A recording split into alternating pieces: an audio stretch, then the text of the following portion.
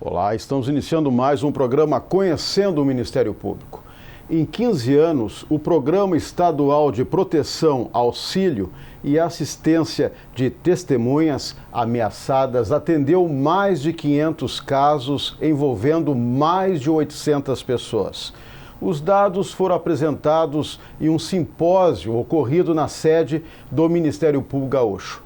Para falar sobre proteção às testemunhas, convidamos o coordenador-geral do Protege, Major da Brigada Militar Adriano Boquerques, e a presidente do Conselho Deliberativo do Protege no Rio Grande do Sul, promotora de justiça Lúcia Helena Calegari.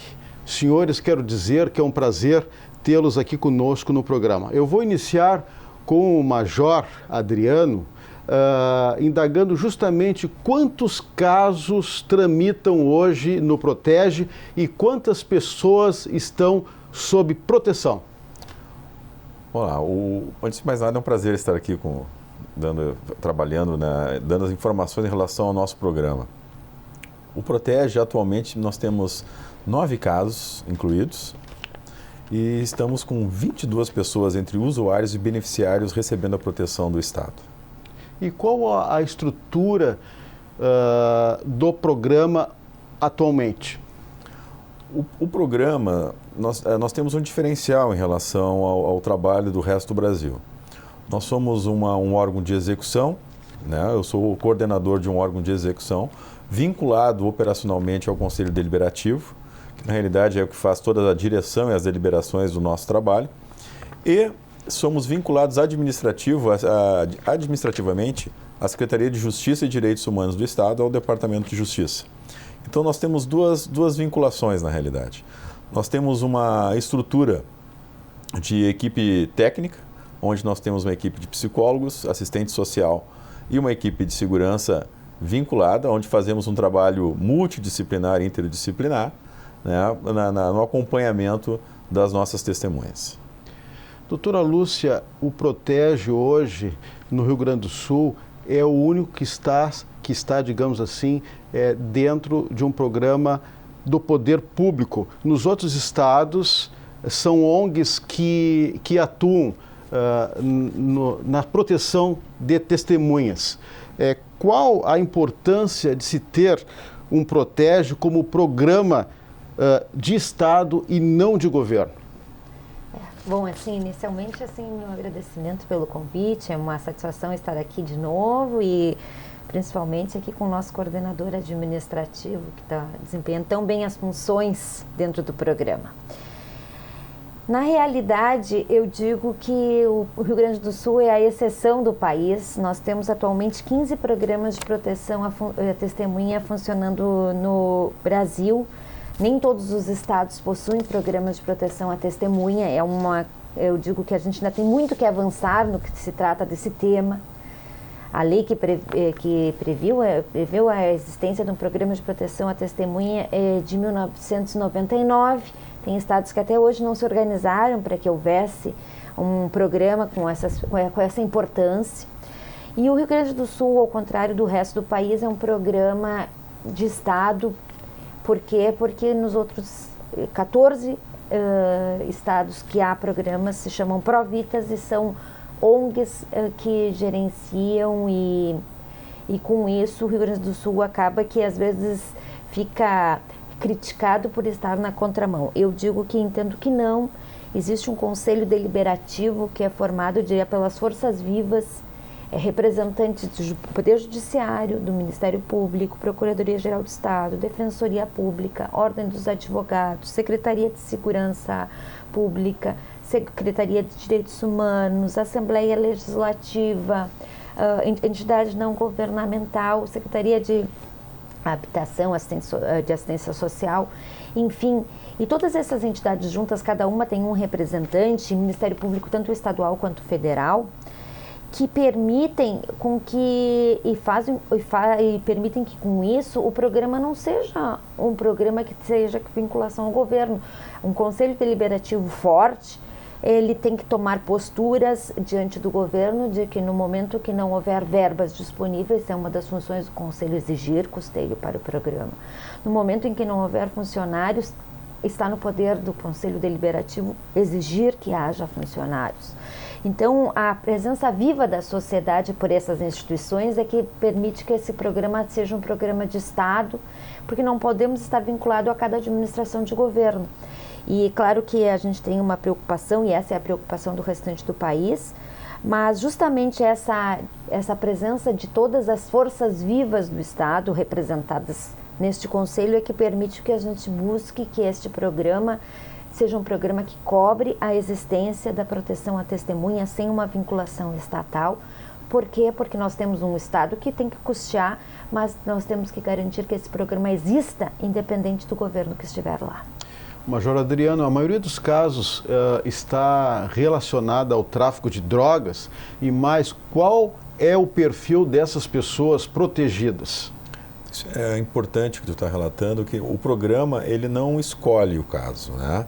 Na realidade, os casos são apresentados ao programa geralmente pelo Ministério Público, pela Polícia Civil, pelo Poder Judiciário ou Defensoria.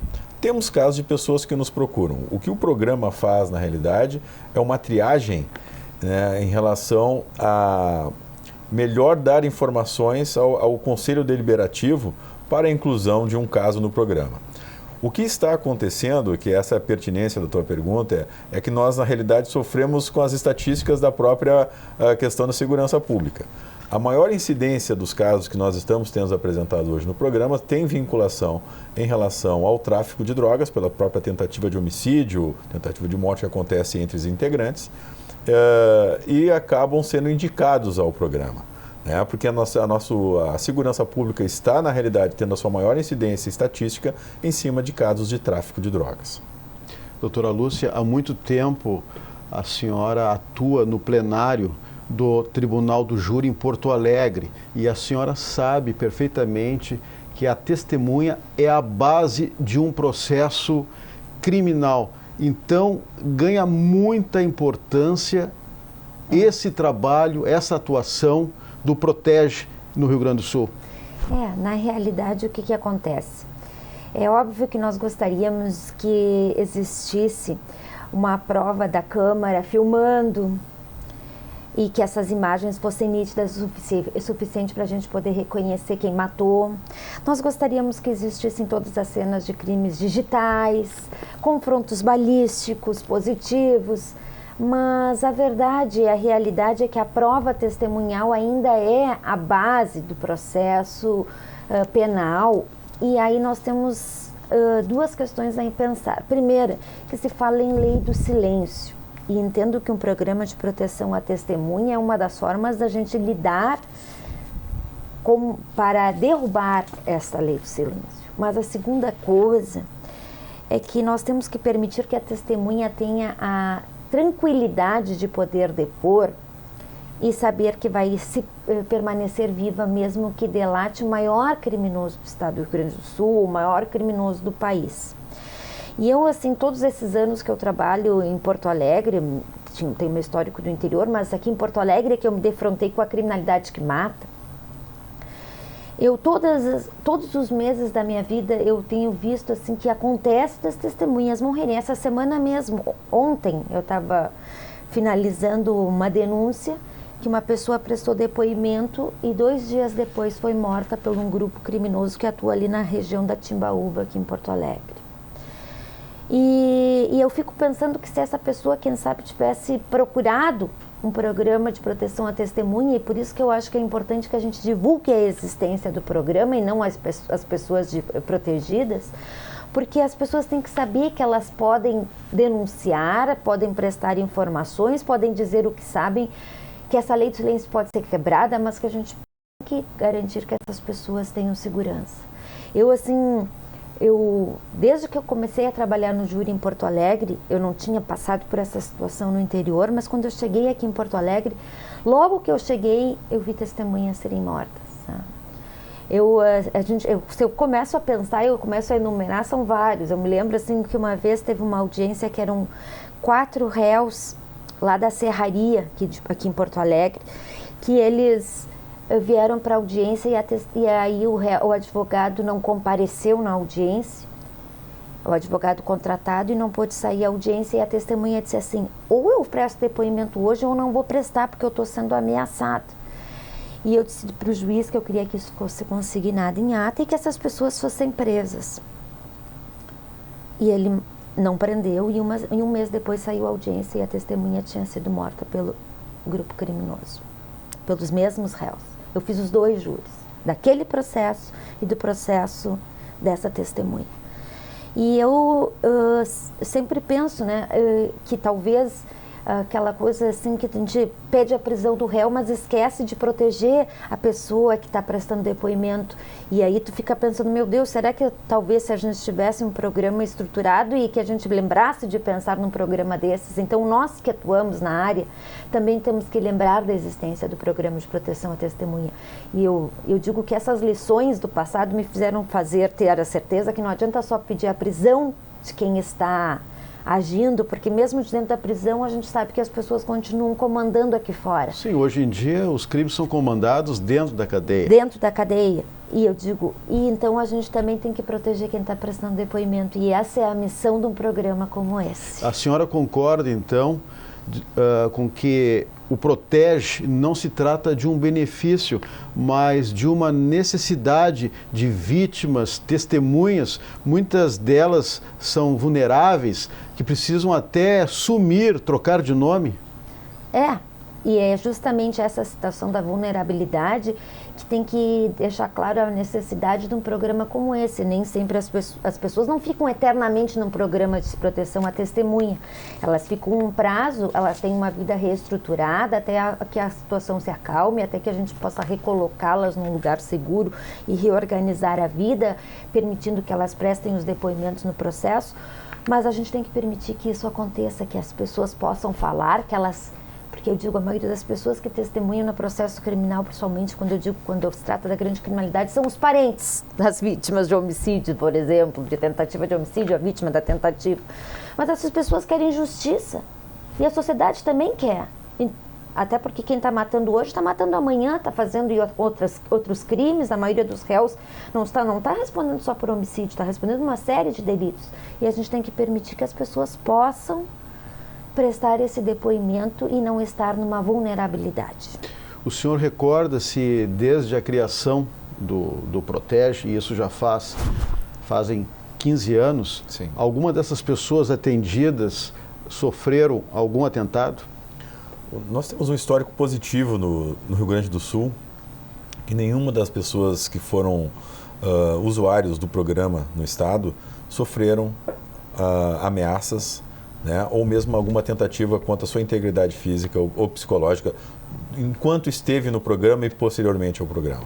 Nós temos um cuidado muito grande, na realidade, com esse trato da pessoa, como estava colocando a doutora Lúcia, em relação a manter a integridade física e principalmente psicológica de uma pessoa que está colaborando com o processo de justiça. Eu acho que essa consciência, na realidade, é que ela tem que ser desenvolvida cada vez mais na sociedade, que, na realidade, o programa de proteção é um programa de justiça, é um programa de garantia de direitos humanos, garantindo liberdade, porque nós conseguimos fazer, na realidade, um processo de garantir a integridade física da pessoa e ainda buscar reinseri-la ou inseri-la na sociedade. Porque nós temos vários casos, pessoas que às vezes precisam de inserção e outras até mesmo de reinserção, que nós consideramos coisas distintas, né? Porque são pessoas que muitas vezes já estão num ambiente de vulnerabilidade, estão envolvidas muitas vezes até mesmo com o crime, e nós conseguimos fazer um trabalho de recuperação. Nós temos aspectos muito positivos. Nós nunca tivemos um vazamento de informação no estado do Rio Grande do Sul.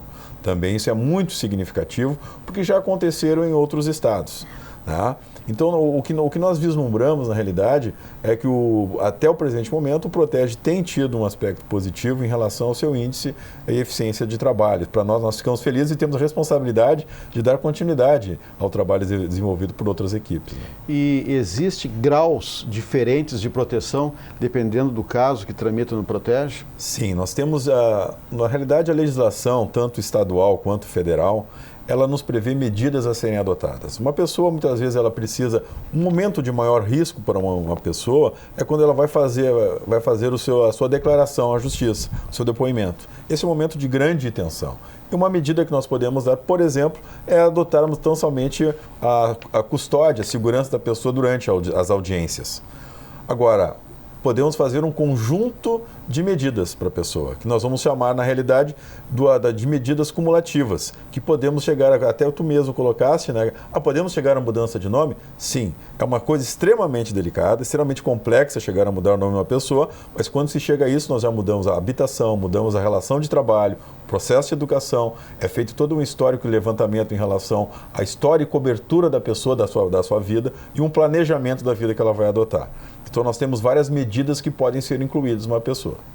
Doutora Lúcia, a adesão ao Protege, ela precisa ser voluntária ou a polícia e principalmente o Ministério Público, como fiscal da lei, pode pedir essa proteção a uma testemunha?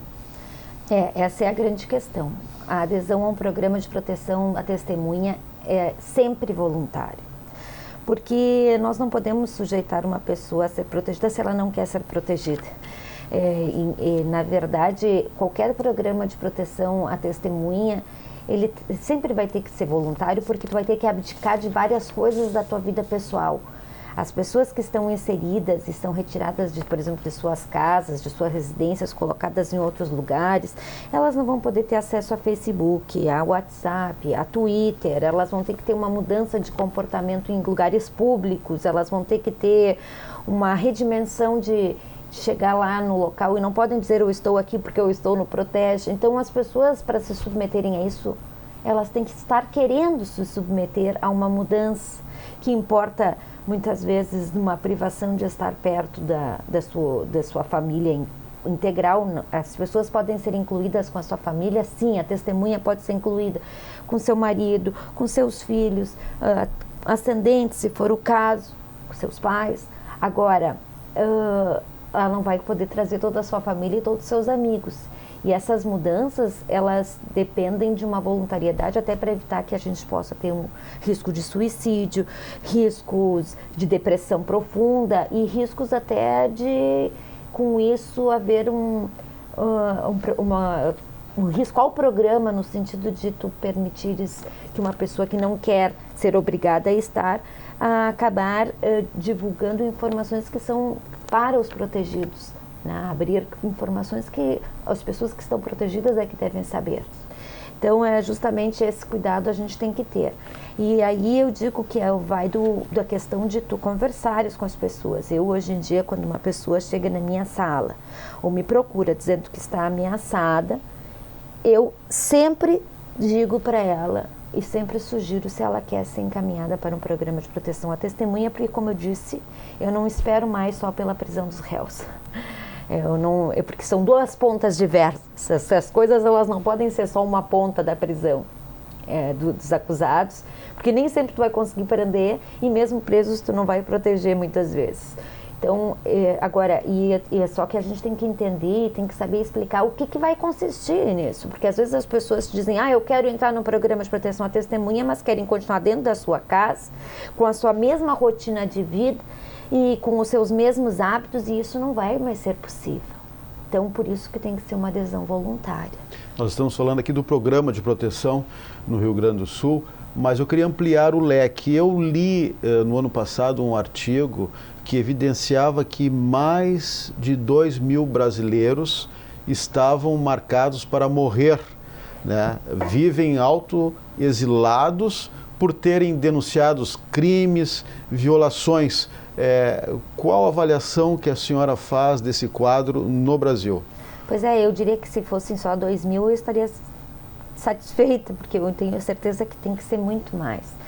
A minha realidade diária, e eu estou dizendo isso porque os homicídios em Porto Alegre, aqui na capital, quase todos estão vinculados às grandes organizações criminosas e ao crime organizado e ao tráfico, nos mostram que as pessoas que testemunham, elas têm que abandonar suas casas, elas são corridas das suas comunidades, elas têm que se esconder e elas são ameaçadas.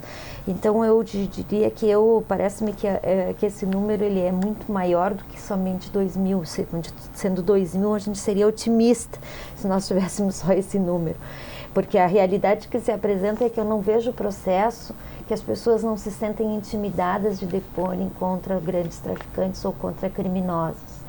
E essa intimidação, ela se importa, via de regra, em mudança de residência. Eu quero dizer o seguinte, às vezes até pessoas que são assaltadas, que teoricamente o criminoso não vai voltar a procurar, elas não querem voltar a morar na mesma casa. Elas trocam todas as suas rotinas de vida, de horário de chegar em casa, de comando, de controle. Quer dizer, eu tenho certeza que a criminalidade está fazendo muito mais vítimas do que essas que se escondem, mas não divulgam que se escondem. Essa questão, até me permite, eu acho que essa questão de segurança pública, na realidade, é uma tomada de consciência que a sociedade ainda vai ter que estar amadurecendo. Muitas vezes se passa essa visão de manutenção da justiça, da apuração dos crimes, tão somente a responsabilidade das entidades que têm o compromisso e atribuição legal do Estado. Polícia Militar, Polícia Civil, Ministério Público, né? O próprio Poder Judiciário como um todo, o sistema em si. Mas, na realidade, é uma necessidade de consciência da sociedade de reagir, né? Então, o processo da denúncia, a questão da delação premiada, que muitas vezes está sendo tão mal colocada, né? O programa de proteção, a legislação está envolvida nesse sentido, que é uma participação, um envolvimento da sociedade no objetivo de reduzir, na realidade, a sua vulnerabilidade, que é a questão, né, do processo da impunidade, da falta de justiça, da busca das soluções dos problemas. E a única forma que tem isso é uma participação das pessoas. Né? E hoje, qual é a principal dificuldade operacional do Protege? O Protege, ele conta, na realidade, na sua manutenção com recursos federais e com uma parcela de recursos estaduais. Naturalmente, para nós, nesse momento de crise econômica que está passando o país, o próprio Estado do Rio Grande do Sul, sempre é necessário uma quantidade de recursos que venham a fomentar, na realidade, o custeio, na realidade, dessas pessoas que estão. Nós estamos tendo a felicidade, apesar de todas as dificuldades que o Estado está passando, não nos faltou recurso. Né? Sempre recebemos os recursos do Estado a todos os meses. O que, na realidade, nós nos ressentimos muitas vezes é de poder ampliar esse recurso, naturalmente, para poder qualificar cada vez mais os nossos trabalhos, nossas equipes, nossos investimentos. Mas, né, isso não atinge operacionalmente, na realidade, o programa, porque nós temos um cuidado muito grande no processo de gestão em relação a essas pessoas. É necessário dizer que, na realidade, nós garantimos muitas vezes aluguel, luz, água, alimentação, né, para vários dos nossos casos. Então, na realidade, é um processo de gestão constante junto com essas famílias inseridas. Nós referimos aqui na entrada do programa o simpósio realizado no Ministério Público Gaúcho pelos 15 anos do Protege. Qual a avaliação que o senhor faz sobre o evento? Primeiro, eu quero agradecer já de forma pública a nossa presidente, que nós tivemos a intenção e ela foi parceira quando nós começamos a conversar sobre a necessidade de dar transparência, na realidade, ao programa nesse momento de aniversário. E ela, conscientemente, até mesmo na própria ansiedade, de transformar, como ela já colocou, o programa, na realidade, de forma pública e notória, a existência dele para a sociedade. O que nós mantemos em sigilo são os nossos usuários, os nossos procedimentos a cada usuário. Então, o simpósio, na realidade, ele conseguiu, na semana passada, um espaço público junto à mídia, né, de vários órgãos de comunicação, principalmente da capital, escrita e falada, que nós conseguimos divulgar esse trabalho, tornar consciente também as pessoas que são operadores do nosso programa essa necessidade. Muitos promotores, muitos juízes, né, defensores, passam a discutir ou ter ciência de como é. Então, nós tivemos um sucesso alcançado, com certeza, com esse trabalho. Major Adriano, nós estamos chegando ao final do programa, mas o senhor tem um minutinho para as suas considerações finais e até para dar o endereço do Protege. O nosso e-mail de contato é protege@sjdh.rs.gov.br. Esse e-mail nós entramos em contato com toda e qualquer pessoa, encaminhamos também as necessidades ao Conselho Deliberativo, ao próprio Ministério Público, que vai ser sempre a última instância quem vai fazer um trabalho de orientação às necessidades a respeito de uma pessoa, né, que tenha algo a dizer, ou se estiver ameaçada, ou se for uma testemunha de um procedimento. E nós, nesse sentido, ficamos muito felizes no desenvolvimento do nosso trabalho, porque, como já foi colocado, a gente combater o processo de impunidade, ajudar a garantir justiça, né, e tranquilidade às pessoas que estão envolvidas nos processos, para nós é uma felicidade. Doutora Lúcia Calegari, como promotora de justiça da Vara do Júri de Porto Alegre e também como presidente do Conselho Deliberativo do Protege, um minutinho final para suas considerações. Pois é, eu assim, quando recebi o convite para falar sobre esse assunto, eu me senti assim motivada para estar aqui, porque realmente a minha preocupação é que as pessoas saibam que existe um programa de proteção à testemunha, que esse programa funciona, que o Estado do Rio Grande do Sul está preparado para manter este programa, porque ele é um programa que nós temos feito um esforço coletivo para que seja um programa de Estado. E a partir do instante que a gente permite que esse programa se divulgue, nós permitimos que pessoas permaneçam vivas, que pessoas possam quebrar a lei do silêncio, que pessoas possam testemunhar a respeito do que sabem. E quando a gente fala em testemunhar a respeito do que a gente sabe, é procurar fazer justiça. Eu digo que a impunidade leva a que as pessoas continuem a cometer crimes. Enquanto nós tivermos pessoas achando que podem estar sob o manto da impunidade, elas vão continuar a cometer crimes.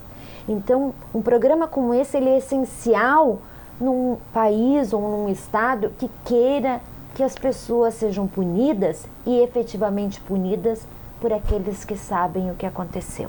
Então, a importância de se divulgar um programa desse está nisso, é de se saber que ele existe, que ele funciona e que nós estamos de portas abertas a receber e ouvir todas as pessoas que estão ameaçadas e que sabem de alguma coisa e que querem colaborar. Esse é um programa de duas vias. As pessoas vão ter uma ajuda, mas elas vão ter que dizer. Então, muito obrigada pelo convite. Ok. Promotora de Justiça Lúcia Calegari, também presidente do Conselho Deliberativo do Protege, e o Major Adriano, coordenador geral do Protege. Mais uma vez eu agradeço a participação dos senhores. Se vocês têm críticas, sugestões, mande um e-mail. Mande um e-mail para o endereço eletrônico que está na tela. Lembramos também que esse quadro poderá ser revisto em nosso canal no YouTube. Na próxima semana voltaremos com mais um assunto de interesse da sociedade no programa Conhecendo o Ministério Público. Até lá!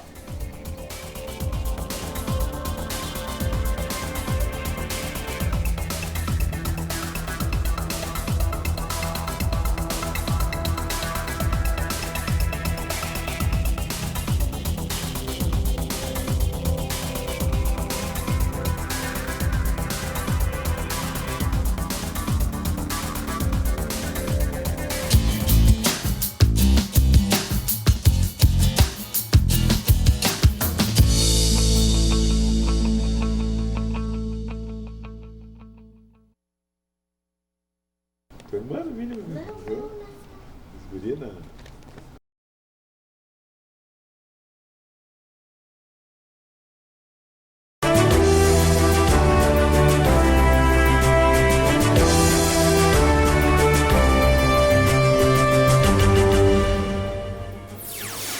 Não percam, o programa Conhecendo o Ministério Público deste sábado vai abordar o Programa de Proteção a Testemunhas no Rio Grande do Sul.